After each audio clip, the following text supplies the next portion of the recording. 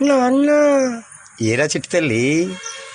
ఓ బస్తాడు బియ్యం, ఓ బస్తాడికి మినపప్పు పంపించవా నాన్న? అదేటమ్మా, మీ ఆయనకి నీకు కలిపి ₹1,00,000 పైన వస్తాయి కదా, జీతం సరిపోవట్లేదా?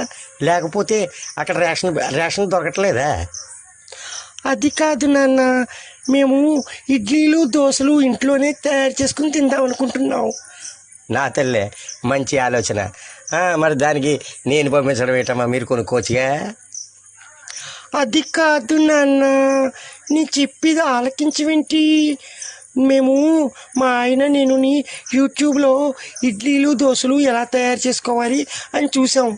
నానబెట్టిన బియ్యం, నానబెట్టిన మినపప్పు వేసి చేసుకోవాలట. అది ఓసి నీ అమ్మ గొడుపు మాడ, అది నానబెట్టింది కాదే. నానబెట్టడం సరిగ్గా తెలుసుకో, చంపేస్తున్నావు పట్టుకుని ఇలాంటి అన్ని కోరికలు కోరతావు.